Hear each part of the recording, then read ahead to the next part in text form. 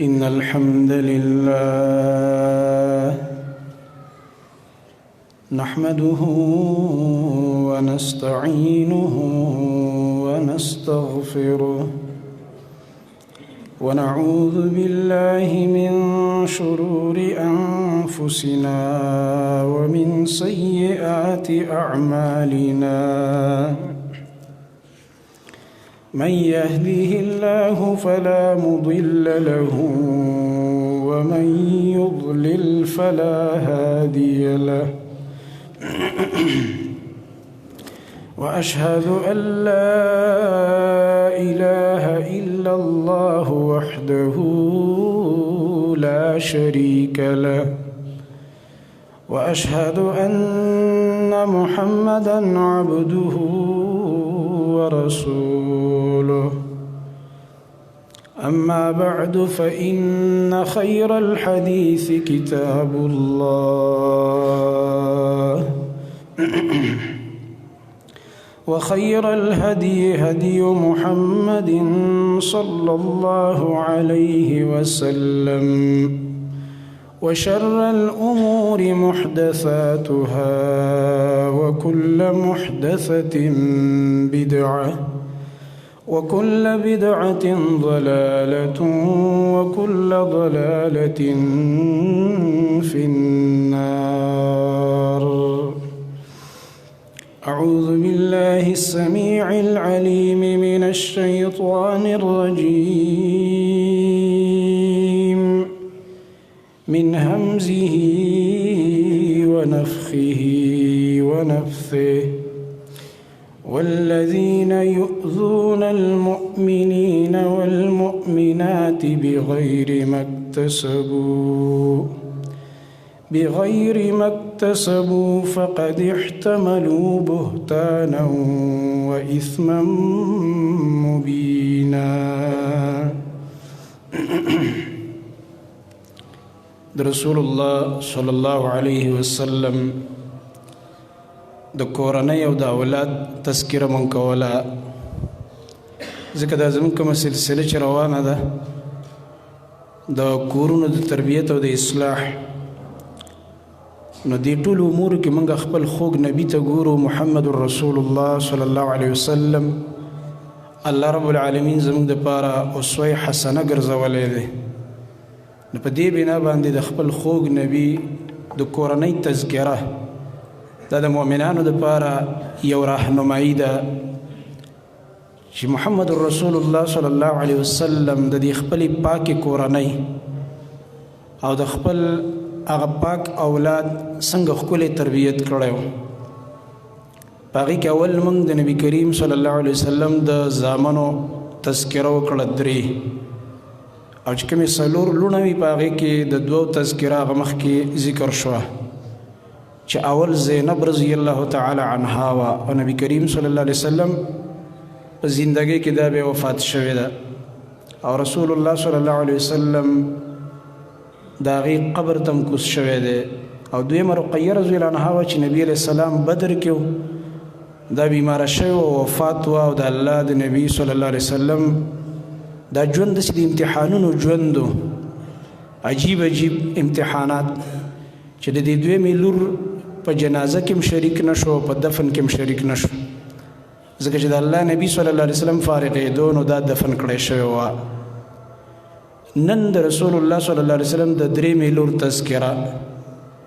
چې هغه د ام کلثوم رضی الله تعالی عنها. ام کلثوم رضی الله تعالی عنها دا د رسول الله صلی الله علیه وسلم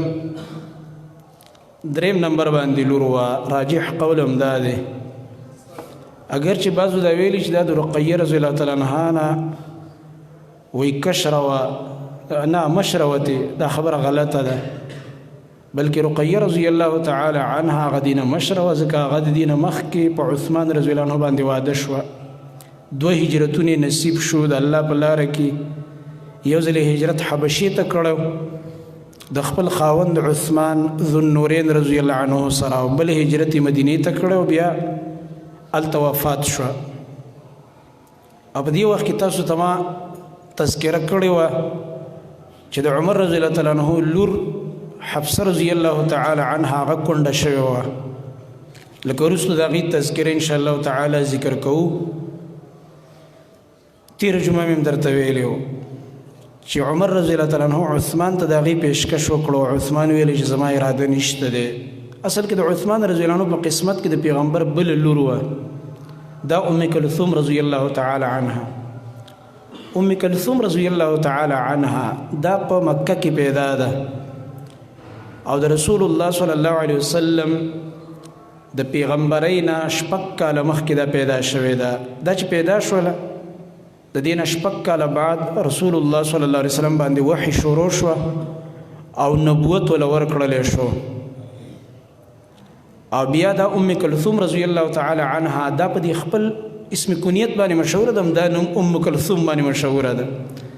د خپل نوم په باره کې بعض علما ویلي چې دې نوم آمینه و خو الله اعلم داسې پوره د هغې مرجع نه معلومیږي چې دا د کوم ځای نه دا خبر راخستی شوې ده خو بعضې مورخینو او بعضې علماو د سیرت په کتابونو کې آمینه نوم د دې لیکلی دی خو همدغه ام کلثوم باندې دا مشهوره ده د رسول الله صلی الله علیه وسلم دا لور چې وه دا د هجرت د نبی علیه السلام نه د دې پیدایش 19 کاله مخکې جوړیږي ځکه 6 کاله د رسول الله صلی الله علیه وسلم د پیغمبرۍ نه مخکې 6 کاله دا واخله او 14 کاله نبی علیه السلام به په مکه کې تیر کړه په دعوت کې نو 14 او 6 د 19 کاله شو نو چې کله رسول الله صلی الله علیه وسلم د مکې نه هجرت کوو نو دغه وخت کې د دې عمر 19 کاله و په دغه وخت کې به دې هجرت کړی دی او ابتدا کې چې څنګه مور ایمان راوړلو خدیجه الکبرى رضی الله تعالی عنها د نبی علیہ السلام مشر بیبي چې رسول الله صلی الله علیه وسلم دعوت د اسلام په پیش کړو هغه فورا د ایمان دا دعوت قبول کړو نو دا اولاد او د بچی مو سره مسلمانان شوي دي او هغه مور قیمتي مور هغه ول تربیت کړی دی ځکه خدیجه الکبرى رضی الله تعالی عنها هغه عظیمه زنانه وه چې په حدیثو کې د هغې مناقب راځي چې یو ورځ د غرمې ټیم او جبریل علیه الصلاة والسلام هغه د الله رب العالمین د طرف نه سلام راوړلو الله اکبر الله رب العالمین وی سلام وی ای زما خوږ نبی په ستا په دې بیبي خدیجه الکبرى رضی الله تعالی عنها باندې نو چا باندې چې الله رب العالمین سلام را لېږلی دا به څومره قیمتي زنانه تاسو په خپله دې اندازه ولګوئ او داسې زنانه چې د کومو بچو تربیت کوي نو دا بچي به څومره قیمتي بچي وي یو طرف ته داسې قیمتي مور ورته میلاوه ده او بل طرف ته ورته د محمد رسول الله صلی الله علیه وسلم په شان پلار هغه ورته میلاو شوی دی نو د نبی کریم صلی الله علیه وسلم دا لور چې وه د هجرت د مدینې په وخت کې چې کله دې هجرت کو 19 کاله د دې عمر او بیا چې کله وفات شوی ده په 9 کال د هجرت وفات شوی ده هم د نبی علیه السلام په زندګۍ کې وفات شوی ده په مدینه کې 9 کالو د هجرت نو تقریبا چې دغه 19 کاله دغه ورواچه 9 کاله ده نو څو جوړیږي 28 سال 27-28 سال د عمر چې کله دا وفات کړي بالکل ځوانۍ کې دا وفات شوی ده او دا تمام مخکې ویلي دي پیغمبران باندې عجیبه امتحانات راځي دا د رسول الله صلی الله علیه وسلم په امتحاناتو کې یو امتحان دا بل هم و چې دا لوري به وفات شوی ده عثمان رضی الله تعالی عنہ وایي چې کله د دې سره نکاح کوله د دې نه مخکې دا په مکه کې په دغه باندې واده کېدله په ابو لهب په زوی باندې عتیبه چې کوم عتبه او عتیبه دواړه د ابو لهب زامنو د نبی علیه السلام تر زامن کېده رسول الله صلی الله علیه وسلم له دوه لونه ورکړی دغه دورونو له د ابو لهب دوه بچو له عتبه او عتیبه له خو الله رب العالمین دا غوی نصیب کې دا قیمتي زنانه نه ویلې کله ځکه خو بدبخت او د عظیم دشمن بچیو او کله پلاری دشمنی کوله دا بچی سم شي ویلا به مخه خبره وا خو بچی مقشان زديانو دا بدبختی وی دی او کورنۍ چې پلاریم غلطي او بچی مقشان ګډوډي دا ډیر د بد قسمتۍ خبره حالانکه ابو جهل د اسلام غټ دشمنو خو زوی ایمان راوړو داسې ایمان راوړو عکرمه چې په اسلام کې دغه کارنامې وکړي نو ته به حیران پاتې شې چې هغه کوم جهادونه کړي دي عکرمه رضی الله عنه د ابو جهل زوی او په جنگونو کې هغه کم کمانډینګ کړی ته به سوچ به ورته کار پرېږدي چې یا پلار دونه لوی دشمن خو زوی قسمت کې خو ایمان راغو کنه او دا داسې بد قسمت او چې د نبی علیه السلام خپل د تره زامن دي او بیا ولا پیغمبر خپل اولاد هم ورکوي او بیا هم نه سمیږي دا د دوی بد قسمتي وه نو دې نه مخکې وایي دی عتیبه له ورکړه سیرت کې واقع راځي د عتیبه دونه بد اخلاق او د رسول الله صلی الله علیه وسلم دا د تره زوی چې دا رسول الله صلی الله علیه وسلم ته وی راغو ځکه چې د پلار په باره کې صورت نازل شو پلار یې هغه بدبخت او ابو لهب چې نبی کریم صلی الله علیه وسلم په کاڼو باندې ویشتل او د نبی کریم صلی الله علیه وسلم په دې پاک او مبارک بدن باندې وینې راماتې کړلې تر دې پورې چې پڼې مبارکې د وینو نه ډکې شولې ولی وجه دا وه یو جرم د الله د نبي چې ویلی خلکو د الله عبادت وکړئ بس د الله د عبادت خبره یې کوله ای خلکو لا اله الا الله ووایئ د الله توحید ومنئ چې جنت ته لاړ شئ کامیاب شئ د اور نه به بچ شئ دا زموږ د خوږ نبي صلی الله علیه وسلم دا دعوت د هغه جرم وګرځېده او دې ورپسې شاته ولاړو د طارق المحاربي په روایت کې راځي وایي د مکې چې کومې میلې به لګېدلې په دې مکه کې به د حج په موسم کې د جاهلیت زمانه کې هم دا حج کېده نو دا میلې به لګېدلې بازارونه به و عکاظ او ذوالمجاز او مجنه او بعضې داسې نورې میلې وي نو په دې میلو کې به نبي کریم صلی الله علیه وسلم ته موقع میلاوېده چې له ډېرو ځایونو نه خلک راغلي نو دعوت به یې پیش کوو د یو خیمې مخې ته به ودرېده هغه زمانه کې به دا دوکانونه خیمو نه جوړېده هر چا به خپله سودا خرڅوله خلک به تیار راغونډ شوي نو نبی کریم صلی الله علیه وسلم به دې موقع نه دا فایده اخیستله چې هر چا ته به خیمې ته به ودرېدو او دعوت به پیش کو بیان به کو وایي ما وکتل چې یو کس دی او ډېر ښکلی انسان دی او د یو خیمې ته ودرېږي او دعوت کوي وایي د طارق المحاربي رضی الله عنه په روایت کې راځي او شاته ورپسې یو سړی روان دی او تک سور سپین دی د ابولهب ښایسته مو سور سپینو او زولۍ د کاڼو نه راډکه کړې ده او دا کم کس چې یو خیمې ته ودرېږي دعوت کوي دی شاته نه به کاڼو ولي او گزارونه پې کوي او هغه کس ورلاړو بیرته د گزار جواب هم نه ورکوي خو بس وینې پرې راماتې دي د دې وجې نه چې تره مې دی اوس به ده ته زه څه لاس ورچوم ده سره به زه څه سختي وکړم که نه چې د الله نبي غوښتی وی په دې یو لاس کې به داسې اوچت کړی وی پړق به په منځ باندې چولی وی ځکه د الله نبي کې الله ډېر طاقت اچولی وی خو د الله حکم نه و مکه کې به صرف د صبر ایتونه راتله چې صبر کوئ صبر ځکه ملګري کم دي او دا ظالمان ډیر دي تاسو صبر کوئ دعوت کوئ دوی به کنځلې هم کوي دوی به ردې بدې هم وایي دوی به ظلمونه هم کوي تاسو به الله ته صبر کوئ کفو ایدیکم د الله حکم دا لاسونه بند کوي بس انتقام هم لا ما اخلئ حالانکه بعضې صحابه چې داسې نوجوانانو جذباتیانو هغوی به کله کله د الله نبي ته مکه کې هم ویلې چې د الله نبي اجازت وکړه چې دا یو کس دونه خو دا سرونه وو دا چې کوم غټ غټ بدماشان دي د الله نبي ویلې موږ د جذباتو تابع نه یو موږ د وحي تابع یو زموږ ستاسو جذبات دي یو د الله حکم دی موږ ته الله حکم کوي صبر کوئ بس صبر به کوو فی الحال او د دې وروستو ډېره ښایسته نتیجه به یې راووته ښکلې نتیجه رسول الله صلی الله علیه وسلم به د صحابو ته د صبر تلقین بار بار ورکوه یو ځل یو صحابي راغو د الله نبي کعبه کې ډډه والی وه د کعبې په دې خوا کې تکیه داسې لګولې وه او یو صحابي راغی د الله نبي دا ظلمونه به کله ختمیږي دا تکلیفونه به کله ختمیږي دا موږ باندې امتحانات روان دي روزانه زموږ ملګري وهلی کېږي ټکولی کېږي او دا ظلمونه روان دي نبی کریم صلی الله علیه وسلم تکیه لګولې او راپاڅېد او نیغ شولو د الله نبي وفرمایلې واوره ای ملګریه زما دا دین به الله رب العالمین د دنیا ګوټ ګوټ ته ورسوي هغه کور چې د خټو نه جوړ دی او هغه کور چې د خیمې نه جوړ دی معنا دا د بانډو ته به هم زما دا دین لاړ شي او صحراونو ته به هم لاړ شي او دا زما دین به خور شي خیر دی لږ صبر وکوي بیا ورته د الله نبي په دې الفاظو تسلي ورکړه چې زما ملګرو ستاسو نه مخکنو امتونو کې به د یو پیغمبر ملګري و مؤمنان نو چې کله به د دې نبي ملګرتیا وکړه ایمان به پرې راوړو نو کافر او دشمنان به راپاڅېدل او دا مؤمن به یې راونیولو او کنده به ورله وکنستل او په هغې کې به یې پې خاورې راواړو د خپې به له کلکې کړي چې تښتي نه او ځان ته به یې ودرولو لاسونه به یې ورله وتړل او بیا به د هغه د سر د پاسه په دې منځ باندې ارک یې ښودی شوه ورته به ویلې چې یا اسلام پرېږده د دې نبي ملګرتیا پرېږده او د ایمان نه واوړه او یا ګینې اوس دا اره در باندې را لګوو او په منځ دې دوه کوو وی هغه مؤمن به ورته ویلې چې ما په نبی باندې ایمان راوړی د هغه وخت به چې کوم پیغمبر هغه بیا یاد کړه چې ما خو د الله پیغمبر باندې ایمان راوړی دی او د الله توحید مې قبول کړی که ته ما په دې عره باندې دوه ځای کې هم زه د توحید نه پرېږدمه حتی چې هغه عره به یې پرې راوګرځوله او شروع به شو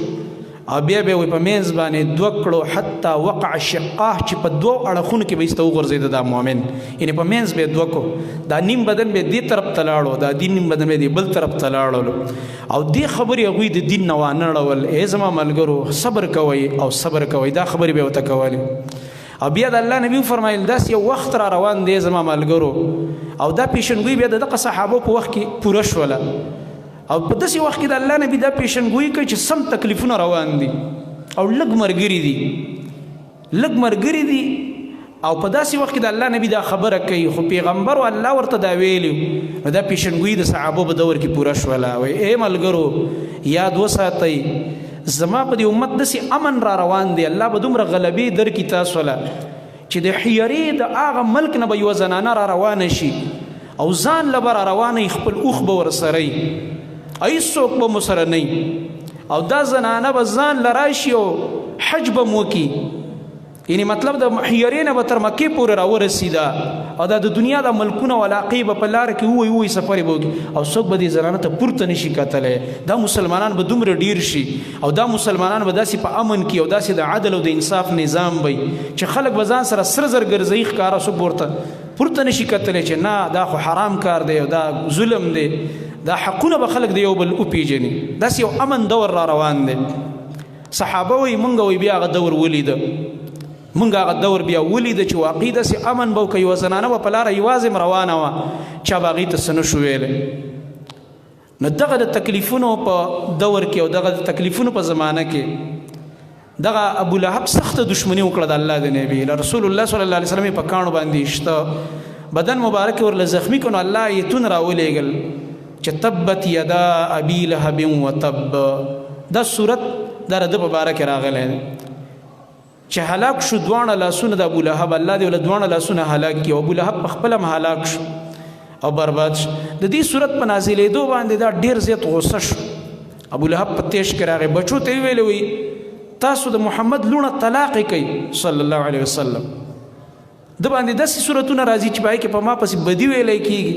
او ما ته پکې خیري کېږي او زما پکې عیب ویلی کېږي شابه هغه هم دغه جاهلیت په غیرت کې راغه غیرت دوه قسمه دی غیرت ښه شی دی چې بچا کې خو چې د حق دپاره یي او دویم غیرت د دې کافرو د دې مشرکانو د باطل دپاره غیرت هغې ته قرآن کې الله حمیت الجاهلیه ویلی دی حمیت الجاهلیه دې ته چې د جاهلیت په خبره کلک ودرېږي په غلطه خبره کلک ودرېږي تا ته ښه پته چې زما دا خبره زما دا موقف او زما دا رای بالکل غلطه ده او په خپل موقف باندې بیا هم ولاړې کلک او خپله خبره نه پرېږدي ضد او عناد یې درکړي نو دا ظالمان دغه غیرت کې راغه نو راولګېده د رسول الله صلی الله علیه وسلم دا لوڼې طلاق یې کړې نو دا عتیبه وی راغو چې دا ام کلثوم یې وله ورکړې وه رضی الله عنها نبي کریم صلی الله علیه وسلم دا دومره احسان د سره وکړو دی راغې مخامخ ګستاخي وکړه د الله د نبي رسول الله صلی الله علیه وسلم ته وی ده ویلې چې ما ستا په دین کفر کړی نعوذ بالله ستا دین نه منم او بل دا د وفارقت ابنتک او ما ستا لور د ځان نه جدا کړله هغې له مې طلاق ورکړه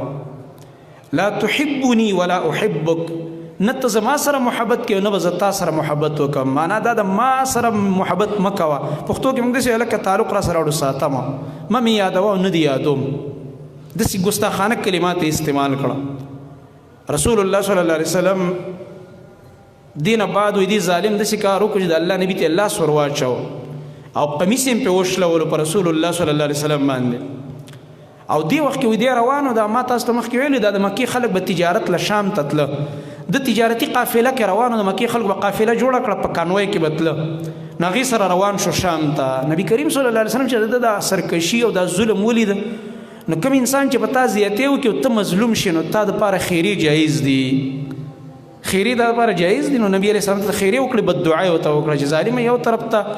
د پیغمبر ګستاخي دې وکړه بیا دې لاس هم راواچو لور دې هم راله طلاق کړله او بیا دا کارم کې چې لا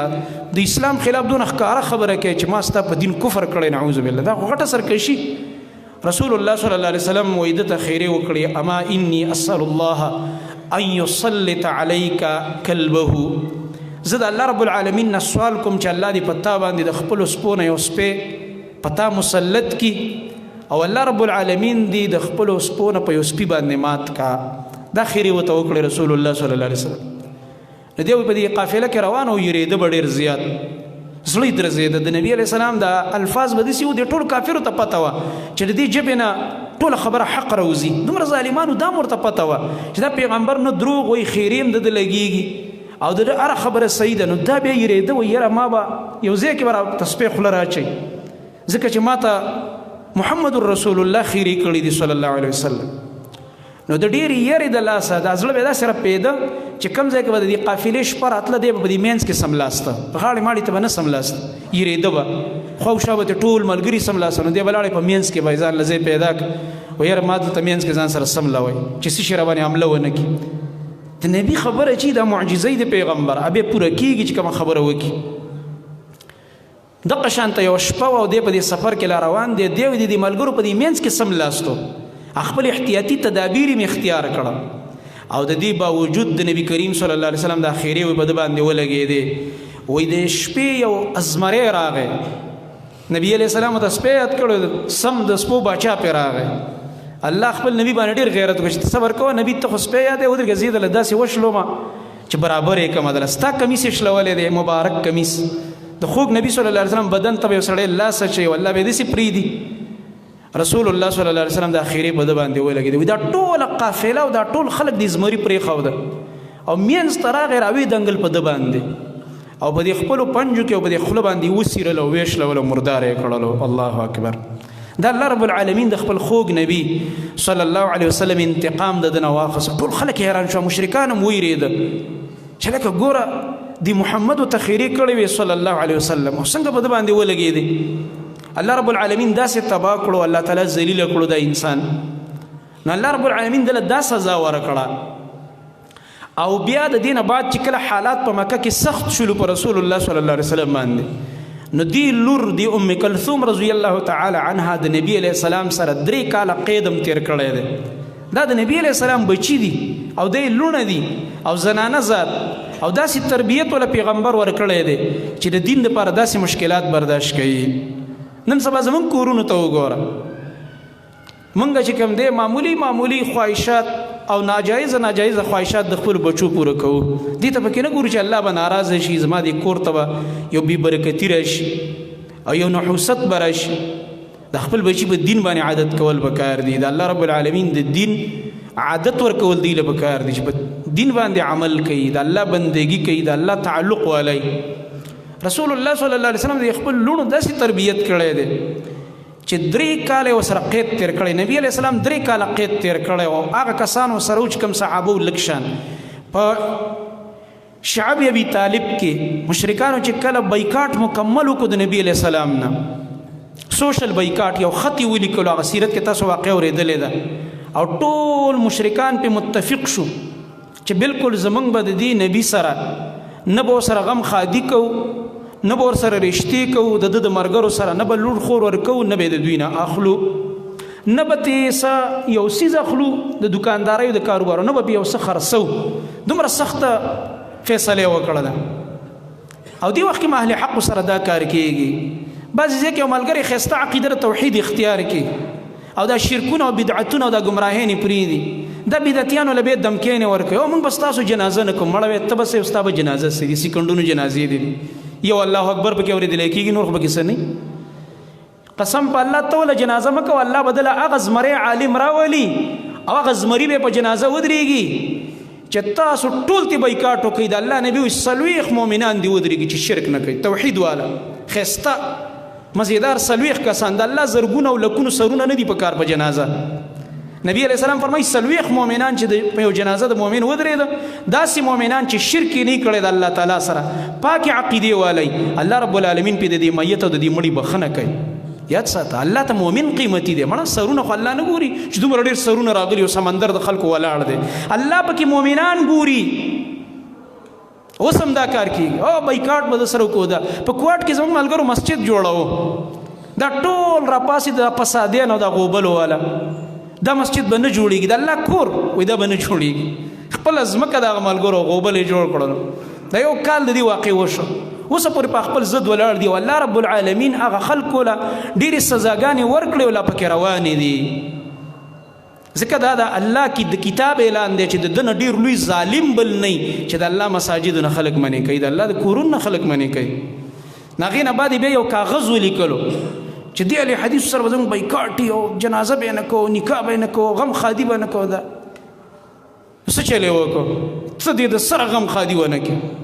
ته دې بلکل جنازې له رانه شي ستا جنازې ته زموږ ساجت دی او ته په الله غیرت وکړه او په توحید کلک ودرېږه الله درله دا ناولي خلک د دې په ځای درله الله رب العالمین غیرتي ملګري درکوي دا یاد ساته ښایسته عقیدو والا به راشي او ستا به دا هغه مزیداره جنازه وشي که په کور کې د چرته غم راغو قسم په الله چې زړه به دې پې یخ شي او هغه دعاګانې به ورته ووایي چې هغه په احادیثو کې راغلي په صحیح روایاتو کې دا زړه به دې پې مطمئن شي هغه دعا به ورته ووایي چې هغه صحابه وې ارمان کو عوف بن مالک رضی الله عنه په یو جنازه کې نبی علیه السلام سره ولاړ دی او نبی علیه السلام وایي دعاګانې ویلې په جنازه کې او دا دعاګانې نه ویلې کېږي زموږ په دې موجوده جنازو کې صرف اهل حدیث وایي الحمدلله دا د موږ د شکریې په طور دا خبره کوو د لوی تکبر په نیت یې نه کوو د الله شکر په دې ادا کوو اللهم اغفر له وارحمه وعافه واعف عنه واكرم نزله ووسع مدخله واغسله بالماء والثلج والبرد ونقه من الخطايا كما نقيت الثوب الابيض من الدنس اللهم ابدله دارا خيرا من داره واهلا خيرا من اهله وزوجا خيرا من زوجه وادخله الجنه واعذه من عذاب القبر وعذاب النار ناشنا دعا دا دعا نبی کریم صلی الله علیه وسلم په جنازه کې خپل ملګری ته کړې ده صحابو ته به دا دعا کوله چې څوک به وفات شو عوف ابن مالک کوئی به د جنازه کې ولاړو ما ارمان مې وکړلو چې کاش کې دا زه مړ وی دا زما جنازه وي دا ګوره دا کومې دعاګانې چې صحابه ارمان کې چې دا ماته ویلی شي الله به تا ته هغه ملګري راولي چې دقه دعا به درته وایي چې صحابه یې ارمان کړی دی دا دعاګانې به به تا ویلی کېږي پروا مه ساته د دې خبرو دا خبرې څه نوي خو نه دي چې ته خلک زما خلاف شو خلک را پسې کنځلې کوي خلکو را سره غم خادي پرېښوده خلک راله دمکیانې راکوي او دا کېږي او دا زموږ د خوږ نبي صلی الله علیه وسلم سره شوي دي او د الله خوږ نبي څه چل کړی دی صبر او اخلاق او صبر او تقوا قرآن کریم کې الله رب العالمین دا دوه خبرې ذکر کوي تاسو قرآن کې د مکي سورتونه وګورئ مکه کې ظلمونه روانو د مشرکانو په جواب کې نبی علیه السلام ته الله څه فرمایي صبر وکړه نبی او تقوا اختیار کړه چې صبر او تقوا دې اختیار کړه الله رب العالمین تا کامیابوي ننم یو ځای کې یو ملګري ته تکلیف دی مشکل دی بس صبر کوي او تقوا به اختیاروي ته د الله نه ویریږه ته تقوا اختیار کړه د الله دین مه پرېږده او صحیح د الله رب العالمین نه ویریږه او ګناهونه او د الله نافرمانۍ نه پرېږده الله رب العالمین تعالی عزتونه درکوي پروا مه ساته د دې خبر نو د نبی کریم صلی الله علیه وسلم سره چې کله دا سوشل بایکاټ وشولو د مقاطعي اعلان وشو رسول الله صلی الله علیه وسلم چا سره خبرې به هم نه کولې چې نو دا ملګري ځان سره واخیسته لاړه شعبي ابي طالب له او هلته صحابو باندې هغه تکلیفونه راغه هغه لوږې تندې چې چیرړې به خوړلې او دا د سارو دا سرمنې دا به په اوبو کې لمدې کړلې او دا به چوپلې لګیا به او د ونو پاڼې به خوړلې هغه 3 کاله چې کوم د تکلیف تیر شو دا یو جیلو د هغوی دپاره دغه تکلیفونه ټول ورسره دی لورم تیره کړه ام کلثوم رضی الله تعالی عنها نورې لونه مو سره وې او دا مو سره وه د رسول الله صلی الله علیه وسلم سره دا ام کلثوم رضی الله عنها په هغه موقع کې موجود وه چې کله هغه تکلیفونه وی راتله په دې باندې بیا چې کله هجرت وشو مدینې ته دا لاړه نو په 2م کال د هجرت چې د بدر معرکه وشوله تاسو ته تېره جمعه ما وویل په هغه موقع کې رقیه رضی الله عنها وفات شوله او ورپسې په 3م کال د هجرت یعنې یو څو میاشتې بعد رسول الله صلی الله علیه وسلم عثمان رضی الله تعالی عنه ته دا خپله بله لور ورکړم دا ام کلثوم رضی الله تعالی عنها دا ورله الله رب العالمین ورکړله نکاح یې وشوله په ربیع الاول میاشت کې 3م کال د هجرت په مکه کې په مدینه کې 3م کال د هجرت نو ربیع الاول میاشت کې نکاح وشوله او جمادى الثانیه په هغې کې واده وشو د عثمان رضی الله تعالی عنه د دې ام کلثوم رضی الله عنها سره. او تاسو ته ما تېره جمعه واقع وویله چې د عمر فاروق رضی الله تعالی عنه لور حفصه رضی الله تعالی عنها کله کونډه شوله نو هغه اول د هغې پیشکش عثمان رضی الله عنه ته وکړو چې د عدت نه بعد زما لور زه تاله په نکاح باندې درکوم ځکه ته اوس تیار محتاج او کور والا دې وفات شو. رقیه رضی الله عنها د نبي علیه السلام لور وفات شوه. نو هغه خبره چې تاسو تېره جمعه ما وکړه چې ابوبکر صدیق سره نبي علیه السلام څه کړې وه مشوره کړې وه چې دا حفصه به زه په نکاح واخلم د دې د عدت نه بعد. نو هغه خبرې نه عثمان هم خبر و کېدای شي دی به مشوره کې کېنولی. نو عثمان رضی الله تعالی عنه ځکه یې انکار وکړو چې زه نه کوم ستا لور زه نه کوم زما ورته حاجت نشته دی.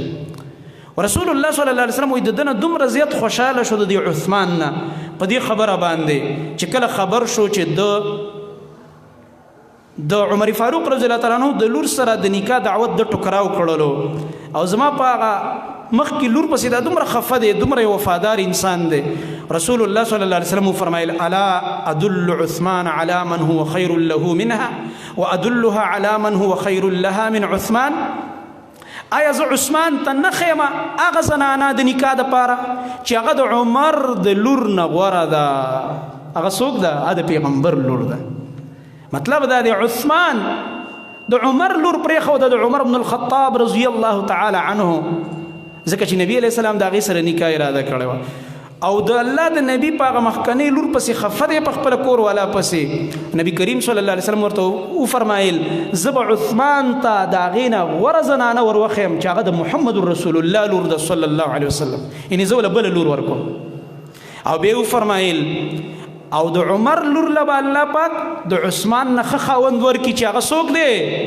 محمد رسول الله صلی الله علیه وسلم. دواړه طرف ته غټه فایده ورسېده.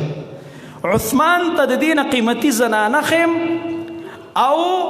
دغه زنانه د عمر رضی الله تعالی عنه چې کومه لور ده هغې له به الله رب العالمین د عثمان نه اوچت انسان ورکړي چې د الله پیغمبر دی. رسول الله صلی الله علیه وسلم بیا دا خبره وفرمایله. نو نبی کریم صلی الله علیه وسلم حفصه رضی الله تعالی عنها سره بیا نکاح وکړله او ام کلثوم رضی الله تعالی عنها د عثمان رضی الله تعالی عنه له ورکړله. بیا د شعبان په میاشت کې چې نهم کال د هجرتو دا بیا وفات شوی په نهم کال د هجرت باندې. مکه چې وه دا په اتم کال فتح شوې ده. مکه فتح شوه د مکې د فتح نه بعد په بل کال باندې د شعبان میاشت وه. مکه چې فتح شوې ده دا په اتم کال د هجرت او د رمضان میاشت وه 17 رمضان باندې مکه فتح شوه. نو د رمضان په میاشت کې دې کال باندې مکه فتح شو پر روان کال د شعبان میاشت رمضان نه یو میاشت مخکې یعنې داسې ووایه چې د مکې د فتح نه 11 میاشتې بعد د نبي کریم صلی الله علیه وسلم دا لور څه شوله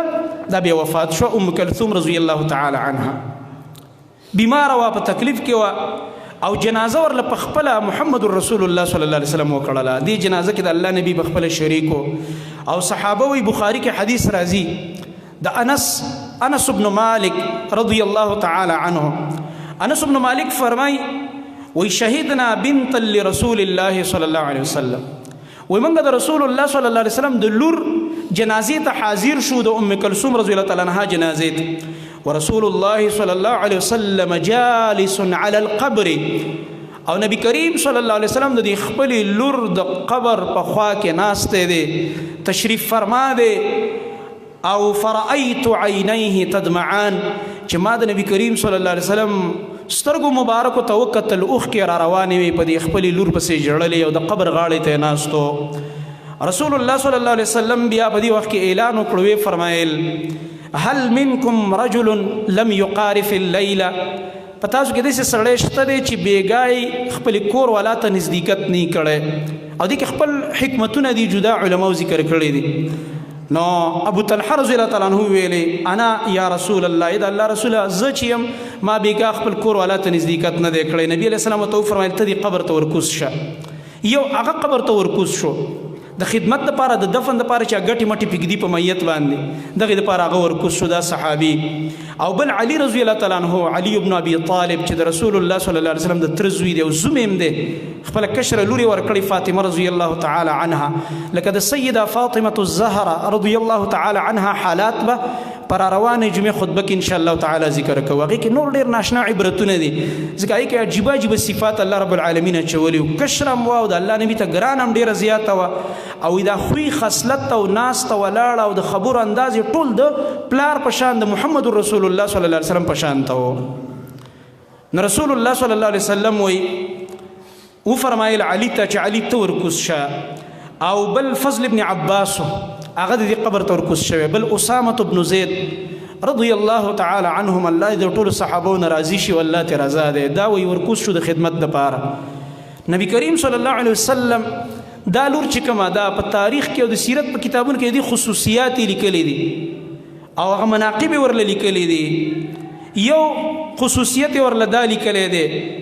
چې ګوره دا صبرناکه ډېره زیاته وه، انتهایي صبرناکه. لکه دغه واقع تاسو واورئ د دې نه دې صبر معلومیږي چې د تره زوی ورله طلاق ورکړه د حق په لاره کې د الله د دین د وجې نه، بله خبره خو نه وه، دغه د دین وجه وه او دې په دې باندې الله رب العالمین ته صبر وکړو. صبر یې وکړو، الله رب العالمین ورته د هغې نه بهتر خاوند ورکړو، الله رب العالمین د هغې بهترینه بدله ورکړه. او بل سره د دې چې زنانه ذات دی 3 کاله د رسول الله صلی الله علیه وسلم سره هغه تکلیف په شعب ابي طالب کې تیر کړ چې نورو صحابو د ونو پاڼې وخوړلې، دیم د ونو پاڼې خوړلې. او دغه رنګه د صحابه کرامو چې کوم تکالیف و چې هغه چمړې هغه به په اوبو کې لمدې کړلې، هغه به چوپلې د خپلې لوږې او د تندې د ختمولو دپاره هغه تکلیفونه ټول دې په ځان باندې تیر کړ. نو یو دا صبرناکه ډېره زیاته وه، صبر پکې و په دې کې. بل صفت چې دا صفت د الله د پیغمبرونو خامخا بچو کې به مو کرم چې ورته وایي، خلکو باندې خفه کېدل او خرچه کول په خلکو باندې، انفاق کول، مالونه لګول، دا صفت په دې کې ډېر زیات. او دا صفت ګوره د 2 ځایونو نه، یو د پیغمبر لور ده ځکه پکې دا صفت راغلی دی، او دویم دا ده چې په هغه چا واده شوی ده چې هغه کې دا کمال و که نه خاوند کې عثمان رضی الله عنه څنګه سړی و، همدا مالونه به یې لګول، همدا مالونه به یې لګول. نو یو طرف ته د پیغمبر لور د خپل پلار صفات پکې راغلی دي چې څوک به غریب لیدلو، کونډه زنانه به یې لیدله، یتیم ماشوم به یې لیدلو، مسکینان به یې لیدل، ګاونډیانو سره احسان، خرچې به یې ډېرې زیاتې کولې. او دا ښایسته صفت دی، ښکلی صفت دا دی. د ځان لپاره خو هر سړی ژوند تېروي چې زه ځان له څه سهولت حاصل کړم او ځان له څه ګټه وکړم او ځان له یو فایده حاصله کړم. کمال دا نه دی چې تا ځان له هر څه برابر کړه، کمال دا دی چې بل مسلمان ته ستا نه څومره فایده ورسېده، کمال دا دی. ځکه د الله نبی فرمایي چې کله د انسان مړ شي او د مقبرې ته روان کي او یا دفن شي، هغې نه بعد وایي خلک وایي چې یاره دا داسې کمال والا او دا او دا، وایي دا د دې خلکو ګوایي ده د په باره کې. انتم شهداء الله فی الارض، نبی علیه السلام فرمایي تاسو د الله ګواهانې په دې ځمکه کې چې تاسو د چا باره کې څنګه ګوایي وکړل الله یې قبلوي. نو کله چا نعوذ بالله بدینی ذکر کړي دی او غلط ژوند یې تیر کړی، نو دا دغه په حق کې ګوایي شي، د هغې د لاسه اور ته لاړ شي والعیاذ بالله. او یو انسان ښایسته ژوند تیر کړي، خلکو ته ډېرې فایدې ورکړي د الله د رضا دپاره، نو وروستو بیا خلک د هغه صفتونه بیانوي، دا د هغه په حق کې ګوایي شي، ملایکې ورله ولیکي او الله رب العالمین د مؤمن ګوایي قبلوي. نو دې کې د کرم دا صفت و ډېر زیات، د کرم صفت خرچې به ډېر زیاتې کولې. او بل صفت په دې کې حسن العباده، خسته عبادتونه کول، تهجد کول، قیام اللیل، نوافل، اذکار، د قرآن تلاوت، دعاګانې، الله ته جړاګانې، دا صفتونه پکې وو. الله رب العالمین ته ګوره بنده په خاندان نه نږدې کېږي چې زما کورنۍ ډېره اوچته ده، الله رب العالمین ته بنده په دولت نه نږدې کېږي، په ښایست نه نږدې کېږي، په عهده نه نږدې کېږي، په صفاتو نږدې کېږي. صفات یو انسان دی بالکل غریب وي، رنګ نه دی تک توري او دغه رنګه بالکل په تکالیفو کې د ژوند دي، خو د الله سره د رابطه جوړی او ښکلي صفات دي، بده کې دینداري او تقوا دي، نیک اعمال دي، که عبادات، دا قیمتي دی د الله په نسبت باندې. ان اکرمکم عند الله اتقاکم، الله رب العالمین قرآن کې دا اعلان کړی په تاسو کې ډېر عزتمند د الله په نس هغه متقي دی، چا کې چې تقوا ډېره ده، د الله یره پکې ډېره ده، نیکي زیاته کوي، ګناه نه ځان ساتي، دا د الله په نس عزتمند دی. نور اسباب د عزت اسباب نه دي، دا موږ چې کوم شی د عزت سبب ګڼو او زموږ کوم موجوده د دې خواهشاتو په دې دور کې او په دې نفساني دور کې زموږ کوم سوچونه جوړ دي د عزت لپاره، دا د عزت اسباب نه دي، د عزت سبب تقوا ده. څومره چې الله ته په عبادت نږدې کېدې دومره به ته عزتمند کېږي، دا یاد ساته. نو ان اکرمکم عند الله اتقاکم. هغه تقوا په دې کې وه د الله رب العالمین ډېر عبادات به یې کول او ښکلي صفات په دې کې راجمع او بل ناشنا خبره دا ده چې الله رب العالمین ورله وایي هغه خاوند په نکاح کې ورکو دای وله په نکاح کې ورکړه چې هغې نه به ملایکو حیا کوله. عثمان رضی الله تعالی عنه نه ملایکو حیا کوله. تاسو هغه واقعیت د هغه اورېدلی دي چې نبي علیه السلام بې تکلفه ناستو، ابوبکر راغی، عمر راغو، نبي کریم صلی الله علیه وسلم دا پنډۍ مبارکه داسې ښکاره شوې وه، دا لنګ تې پورته شوی و. او چې عثمان رضی الله عنه څنګه راغو، نبي علیه السلام زر د خپې راغونډې کړې وه، کپړۍ به دې پنډو راواچوله. تپوس ترې وشوی د الله نبي دا ولې ابوبکر غوندې غټ سړی راغو او بیا عمر فاروق رضی الله عنه راغو، خپل کیفیت هم بدل نه کړو. او چې عثمان راغو کشر هم دی، زوم دیم دی بیا، او تا د ده نه داسې حیا وکړه، زر زر راغونډ شولې او په دې پنډو مبارکو دا کپړه راواچوله. نبي کریم صلی الله علیه وسلم وفرمایل دا انسان چې زه وګورم ما له د ده نه حیا راځي، ځکه ده نه ملایک حیا کوي. الله اکبر. ته څومره ښایسته صفت دی دا حیا، په ځان کې حیا راوستل. داسې اوچت انسان الله رب العالمین دی له په نکاح کې ورکړی، نو دا هم یو انتهایی لوی منقبت دی. بل منقبت د دې په باره کې راځي، وایي چې د ام کلثوم رضی الله تعالی عنها یو لوی منقبت دا دی چې جنازه ورته د چا نصیب شو؟ د محمد رسول الله صلی الله علیه وسلم. خپل والد صاحب پې ودرېد، هغه ورته جنازه ورله هغه وکړه او دعاګانې ورته وکړلې.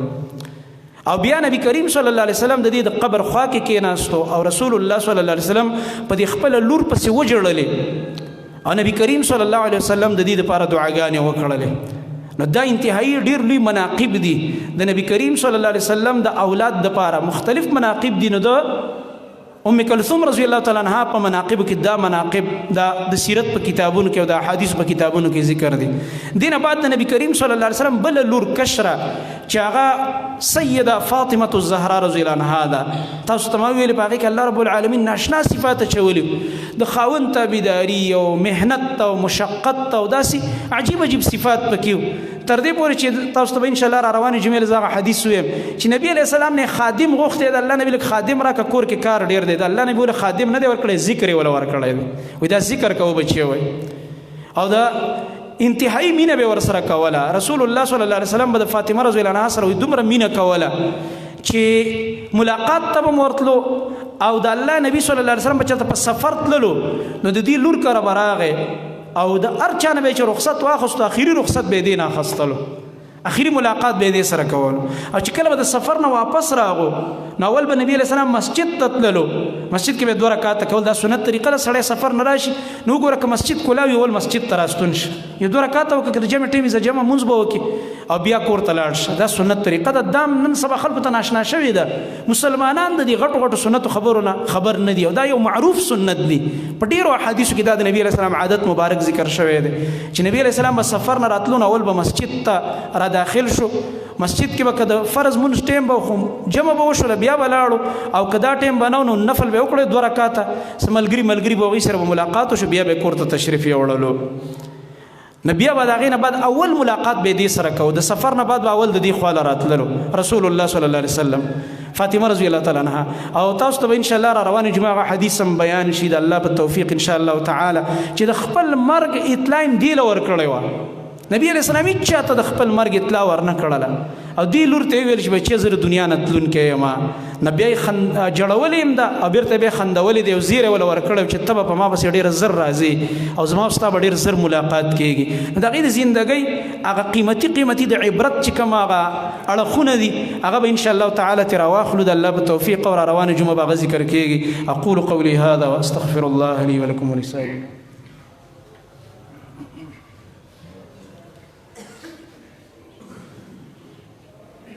إن الحمد لله نحمده ونستعينه ونستغفره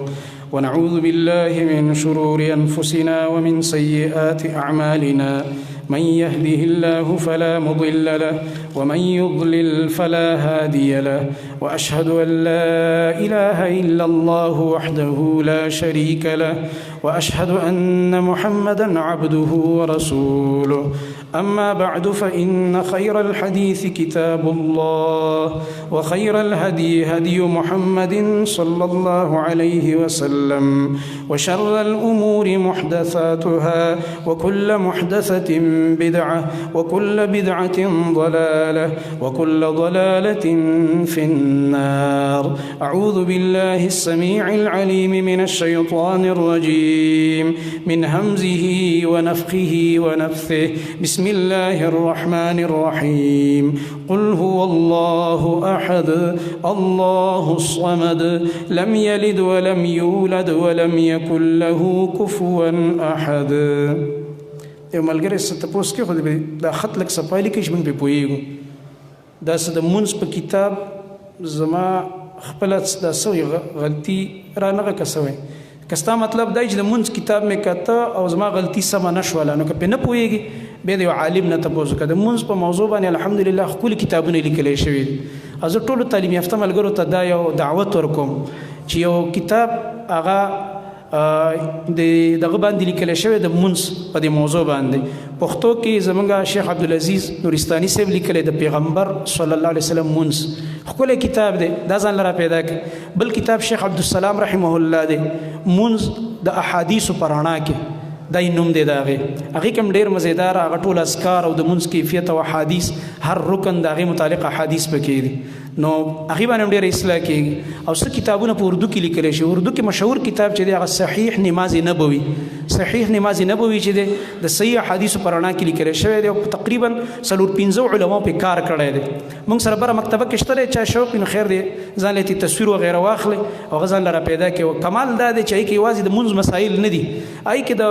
دغه نه شروع کړی ده ارکان الاسلام پکې ذکر دي نو د غسل او طهارت او د حیض او د تیمم او د جنازي مونځ او ورسره دا نور ټول مونځونه د عیدین او د جمعې مونځ دا ټول یې ذکر کړي الحمدلله. او د مونځ ټول کیفیت د صحیح حدیثو په رڼا کې دا ذکر دی. دغه کتاب چې دی دا ډېر ضروري دی ملګرو دپاره چې هغه واخلي. او دا بل زمونږ قاري صاحب راغلی قاري ګل محمد صاحب ملګري به پیژني دلته د دیر کالونه باندې زمونږ چې کوم شهزاد ګل صاحب دی میاں شهزاد ګل صاحب زمونږ ملګری دلته مخکې موږ سره اوسېده هغوی ملته تلي د هغوی یو مسجد دی هغه علاقه کې او د ملګرو په تعاون باندې اوسه پورې پکې کار شوی او تاخانه تیاره شوې ده او د هغې د پاسه اوس بله ډانچې ودرولې ده او لنټر ته ضرورت دی. نو زموږ ستاسو به د تعاون باندې د ملګرو له ورځي یو مسجد کې اپیل کېږي او دا زموږ ستاسو مالونه چې په داسې ځای کې لګېږي په دې خوشحالېږئ په دې اپیل باندې مه خفه کېږئ. دا خوش قسمته انسان نن سبا د خلکو نه پیسې په کمو کمو ګناهونو کې لګېږي یا به نه په ګناه کې یا په نافرمانۍ کې یا چې دی په رسمونو رواجونو کې د نه لګېږي. د دې په ځای په داسې ځای کې مال لګول پکار دي مساجد او مدارس په دې کې د سړي مال ولګي دا هغه انویسټمنټ دی چې دا نه ختمېږي دا به قیامت پورې جاری او ستا قبر ته د دې اجر در رواني.